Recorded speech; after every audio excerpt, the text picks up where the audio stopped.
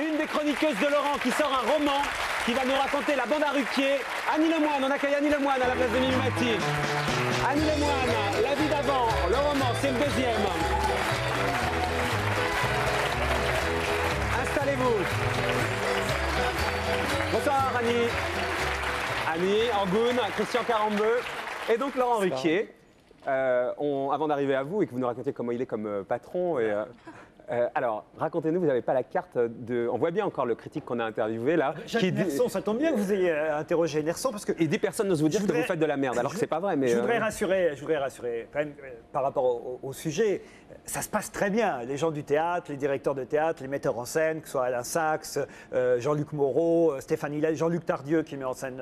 Je m'entends très bien avec ces gens-là. Avec cela, même cela au départ, mais ça c'est normal. C'est normal qu'il faille du temps parce que voilà, quand on intègre un milieu, on disait la même chose quand j'étais à la radio, on disait il n'est pas fait pour la télé. Maintenant aujourd'hui, on a totalement oublié ça et on dit il n'est pas fait pour le théâtre. Voilà, ce sont des... Mais est-ce que vous trouvez le petit milieu du théâtre spécialement compliqué d'accès et quand vous regardez de haut?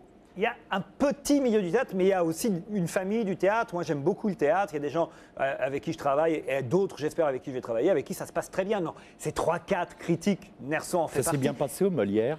Non, pas du tout. C'était terrible, les Molières. C'est vrai que vous aviez présenté les Molières. Mais oui, j'ai présenté les Molières l'année dernière. Et sous prétexte que j'avais fait une plaisanterie sur les metteurs en scène. C'est très symptomatique ce qui s'était passé ce jour-là, parce que quelqu'un m'avait dit... J'ai essayé de mettre un peu de bonne humeur ce soir-là. Quelqu'un m'avait dit, qu'un comédien lui avait raconté qu'un metteur en scène, c'était comme un préservatif. Évidemment, c'était indispensable, mais c'était meilleur sans. Tollé. On peut comprendre que vous les ayez agacés, Laurent. Tollé dans la salle. Enfin, un peu d'humour, de temps en temps, ça fait du bien. Et alors, ce qui est amusant, c'est que le lendemain, Michel Bouquet lui-même, qui était le président d'honneur de la soirée, m'appelait et me disait, c'est moi qui ai raconté cette histoire à Claude Brasseur. Ah ouais. Si la plupart des critiques et des metteurs en scène qui avaient été là ce soir-là avaient su que c'était Michel Bouquet. Ils auraient trouvé ça formidable. Ils auraient trouvé ça formidable. Peu importe. Non, mais avec 80% de la profession du théâtre, ça se passe très bien. C'est un ou deux critiques. Et moi, je respecte vachement le métier de critique. Quand je lis une critique, même mauvaise, sur une de mes pièces, j'ai pas de problème avec ça. On est les premiers à en faire des critiques dans l'émission. Quand même, le droit à la critique, c'est indispensable. C'est la liberté d'expression. Ça, j'ai aucun problème avec ça. Ce qui m'embête, c'est quand c'est mensonger. Sur les chiffres, parce que c'est ce qui a couru sur Landru. C'est ce qui a couru. Tout le monde disait Ruquier, il n'est pas fait pour je vais être très franc, faire ça. Landru n'est pas un triomphe comme par exemple la pièce de Palmade et Mergo que j'ai écrite aussi, qui est un triomphe. Il y a deux triomphes actuellement au théâtre. L'emmerdeur. Ils vont reprendre avec Tim Sitt et Richard Berry et Isabelle Mergo et Pierre Palmade dans Si c'était à refaire. Bon. Il se trouve que j'ai une deuxième pièce à l'affiche en même temps. C'est un concours de circonstances, donc ça agace évidemment beaucoup de gens. Mais Landru marche très bien. Mais nous, par exemple, on n'a pas raconté n'importe quoi. Quand Philippe Chevalier était là, j'ai demandé à mes équipes, évidemment, puisqu'on m'avait dit que ça ne marchait pas, de passer un coup de fil. Ils ont passé un coup de fil au Théâtre Marigny.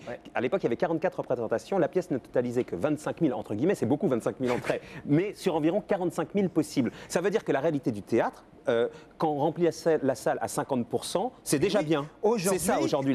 Expliquez-nous la réalité du théâtre. La réalité, c'est qu'aujourd'hui, Landru fait partie des 5 ou 6... pièces qui remplissent le plus à Paris. C'est triste. Moi, je voudrais que tous les théâtres remplissent plus que ça. Donc, quand les gens viennent à la télé, dans votre émission, dans celle-là, etc., et qui viennent faire un peu de la retape pour leurs pièces, quand c'est un succès, c'est quand même à 50% rempli et 50% vide. C'est ça quand même la réalité du théâtre aujourd'hui. La différence entre les chiffres et ce qu'on lit et ce qu'on dit, c'est énorme. C'est ça qu'il faut bien dire. Et c'est triste. Parce que vous voulez dire qu'on ment? Les gens mentent, disent c'est plein alors que... Évidemment. Et c'est pour ça que moi je vous dis, je ne mens pas. C'est pas quand plein. Laurent Baffy dit que sa pièce est remplie à 90 ou 92%. C'est pas plein pour Landru, mais quand Landru fait 3000 spectateurs par semaine, c'est quelqu'un en ce moment entre 2000 et 3000 spectateurs par semaine, on fait partie des 10 pièces qui ont le plus de spectateurs par semaine à Paris. Soyez sans langue de bois. On ne peut pas dire que ce soit un bide. C'est honteux d'écrire ça. C'est la raison pour laquelle vous êtes là. Parlez sans langue de bois, Laurent, si vous voulez bien. Il y a des gens, des acteurs qui sont assez classes, on va dire, qui sont au théâtre. Donc, quand on lit la presse, notamment une presse spécialisée, on dit c'est plein alors que c'est vide. Évidemment. Par exemple. Ah mais non, mais ça je ne vais pas vous citer les noms. Si vous l'avez cité à la radio, vous voulez que je le dise? Ah non, le Caïman ça marche très très bien. Vous pensez à ça avec Claude Rich parce que ça a eu un début difficile, mais Claude Rich dans le Caïman, c'est une pièce qui marche très très. On n'a pas le droit de dire les chiffres. Le théâtre, c'est comme le préservatif rempli à 50%. Mais non, mais on n'a pas le droit de dire les chiffres. Mais ça veut dire. Mais c'est très bien parce qu'il faut que les gens aillent dans les sauf salles. Que la réalité, Laurent, on est bien d'accord, la réalité pour des acteurs qui, on va dire, dire, ont un certain prestige, et quand on dit que leur pièce est pleine, bien souvent, elle est vide. Si vous voulez, dites la vérité. La vérité, c'est que je reproche, moi, à certains critiques de taire, ou de mettre sous silence des pièces qui s'arrêtent au bout de 2 ou 3 mois. On lit jamais qu'un tel ou un tel, leur pièce n'est plus à l'affiche. Ça, il n'y a personne qui le dit. Moi, sous prétexte que je viens de la télévision, d'un seul coup, on va dire « Oh, la pièce marche pas si bien que ça », alors qu'elle fait partie des 5 ou 6 pièces. Est-ce qu'elle gagne de l'argent, cette pièce? C'est pas vous qui produisez, c'est Chevalier La J'en sais Salès. rien, si elle gagne de l'argent, c'est pas... Mais est-ce qu'à 50%, ça gagne de l'argent?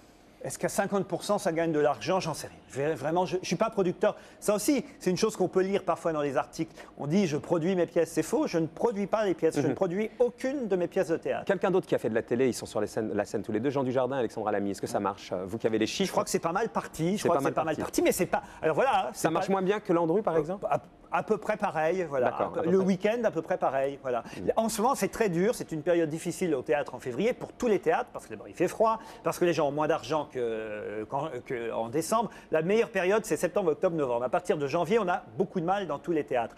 Donc, quand on attire 2 ou 3 000 personnes par semaine, comme c'est notre cas, on est très heureux, on est très content. Et voilà, il y aura peut-être encore plus de monde ce soir, mais je ne suis pas là pour ça. Je voudrais que les gens aillent au théâtre. En règle générale, il y a des tas de pièces partout.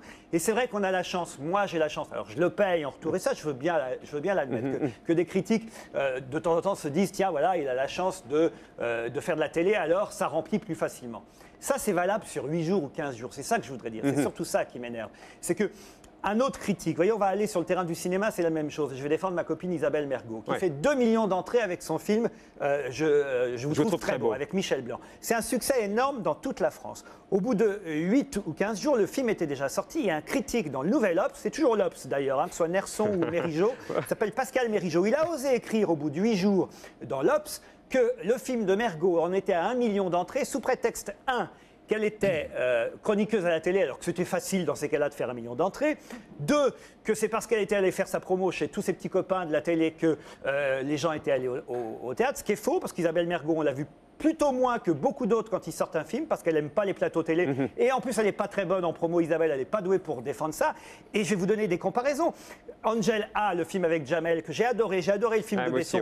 Mais Jamel a fait tous les plateaux. Est-ce que le film a été un succès? Non, c'est pas parce qu'on passe à la télé qu'on fait des succès, c'est parce que le public aime, et c'est le bouche à oreille qui fait le succès. Il ne faut pas l'énerver. Voilà qui est dit. Alors au début, ça m'énerve autant. Oui, Laurent, on avance ça. Ça m'énerve autant. Ça m'énerve autant pour mes camarades que pour moi. Et j'aime le théâtre en règle générale. Et c'est vrai qu'il y a des gens qui ont la chance de passer à la télé, mais ça remplit 8 jours, 15 jours. Pas 3 mois, pas 4 mois. Puis il y a d'autres pièces, des gens moins connus qu'on voit. Je peux en placer une, Laurent? Non, je voudrais le dire, parce que c'est important pour le théâtre. Parce que, moi, le théâtre, j'y rends hommage le plus que je peux dans mon émission. Tous les soirs, j'invite des gens même qui sont moins connus. Il y a par exemple, je voudrais citer la Framboise Frivole, qui est au Bouffe Parisien, qui fait un succès en ce moment, on les voit nulle part, et je vais les inviter. Il y a Sainte-Catherine au Petit Théâtre de Paris, ça marche très bien. Il y a eu Un violon sur le toit, une comédie musicale, parce qu'on parle que des comédies musicales de TF1 qui a cartonné, et on les a reçus dans l'émission. Voilà, il n'y a pas que les gens de la télé qui marchent au théâtre. Est-ce que ça va marcher, le bouquin d'Annie Lemoine, La vie d'avant, Pascal et Cherruquier? Franchement, est-ce que ça vous a permis d'avoir un éditeur, Annie, le fait d'être vue à la télé? Ça serait Annie Lemoine vue à la télé. Est-ce que ça vous a permis d'avoir un éditeur? Mais peut-être que ça joue, oui, peut-être que le fait que ce soit mon nom inscrit sur la couverture, effectivement, l'éditeur dit oui. Peut-être, mais moi j'ai la chance d'être édité, je ne me pose pas la question, j'ai la chance maintenant d'y être, de partager. Un deuxième roman? Voilà, un deuxième roman, et c'est ce qui m'intéresse de partager avec les gens. Le premier, il avait marché comment? Bien, l'éditeur était content. Pourquoi il rigole? Il faut des chiffres, ce soir des chiffres. Je ne connais pas, mais l'éditeur était content en tout cas. Non, mais il faut savoir un premier roman, c'était bien. En février, son bouquin, et qu'en février, c'est beaucoup plus dur. Pour un roman, c'est entre septembre... Je vous attends sur scène, vous, Carlier, depuis le temps que vous en parlez, on va... Non, ce qui est dur pour les romans, c'est septembre. Annie est chez Laurent Ruquier, elle vient de Canal+. Cette image est passée 200 fois à la télé, mais pour le plaisir, on va la repasser une 300e fois. Regardez. Qu'est-ce que c'est? Toute l'actualité, on parlait, on papotait avec Jean-Claude. L'actualité, Annie. François Mitterrand et Édouard Balladur co-inventent la faste politique, la politique rapide si vous préférez. Élection le dimanche, le lundi j'appelle le Premier ministre et le mardi Édouard Balladur est sur le point. C'est pas moi, hein. Monsieur Van Damme sait faire l'acteur, il n'y a pas de problème. Je m'excuse. On y va. Totalement inexcusable. Non, vraiment, sorry pour Un jour, vous jouerez la comédie, c'est ça que vous voulez prouver. T'es OK? Oui, je suis OK. Vous avez des nouvelles de Jean-Claude Van Damme, Annie Lemoine? Non, mais un jour. Angoune était... J'avais cru que c'était ici, en Angoune.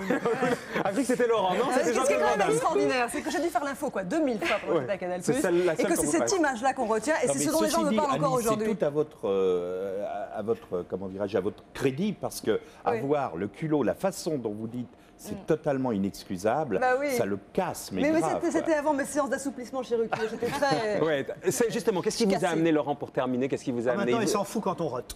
C'est ça, en fait, c'est ça, c'est ce qui conclut. non, Il mais- vous a un peu arrondi, quoi, en Mais fait. Laurent, il m'a donné la chance de revivre une nouvelle aventure collective. Il y a eu NPA avec une bande. Nulle part et ailleurs. de nouveau, il y a ça. Mais je suis éloignée maintenant de je dirais, de l'info qui est quand même lourde à porter. C'est une matière qui me semble de plus en plus lourde, les guerres, les crashs. Et maintenant, je vais au théâtre, je vais au cinéma, je lis des Vous livres. vous amusez C'est grâce très à Laurent. agréable. Voilà, il m'a Si vous, pour donner envie de lire votre livre, puisque vous êtes là aussi pour ça, vous diriez Oui. quoi? Que c'est universel, il s'agit d'amour. C'est une histoire d'amour. C'est la Saint-Valentin dans 2 jours. Une femme qui est confrontée à un problème de choix, elle est dans un couple et arrive un homme. Qu'est-ce qu'elle fait? Qu'est-ce qu'elle fait? Qu'est-ce qu'elle fait? Je me répète à sa place, tiens. Elle garde, Oui, les deux, elle garde son mari, elle va vers l'amant, qu'est-ce qu'elle fait? elle garde les deux. Elle fait bien- Jusqu'à ce que le mari rote un jour. Mais non, mais je peux pas inexcusable. je peux pas dire ce qu'il faut faire ou ce qu'elle fait. Je peux pas livrer la clé de l'histoire, vous comprenez? Non, c'est. En tout cas, depuis qu'elle travaille avec vous, elle Elle sait, aime, vendre en tout cas. elle sait bien vendre les livres. vous hein. avez vu. Elle est super forte Elle pour en vendre ses descend livres. aussi, parce que chez nous aussi, on Malheureusement. critique parfois. Elle est très dure quand elle fait des critiques de livres, de films ou de théâtre dans l'émission Annie. Je sais pas si je suis très dure, je suis très sincère. C'est ce qui marque sûrement mon parcours à la télévision, c'est la sincérité. J'ai jamais triché. Et j'essaye de dire aux gens le plus sincèrement possible ce que je pense. Mais chez nous, on est 6. Donc si moi je critique, il y en a peut-être toujours Voilà. un pour embrasser. Ou pour- Laurent Ruquier, Annie Lemoine, La vie d'avant, Laurent, Europe 1, France 2, Paris Première, 2 pièces de théâtre. 10 secondes. Non, parce que 10 secondes. Je voudrais dire aussi qu'après tout, c'est pas très grave quand on a moins de public dans une salle de théâtre. Ce qui compte, on n'est pas là non plus pour faire des entrées et des entrées et des entrées. Puis ce qui est amusant avec la critique, c'est que quand vous avez beaucoup de succès, on vous dit ah ben c'est pas juste, ils ont beaucoup de succès, on vous aime pas. Puis quand vous en avez un peu moins, on fait ah ben alors ils ont moins de succès. Il faudrait savoir alors ce qu'on veut. On sait plus où se situer dans le fond.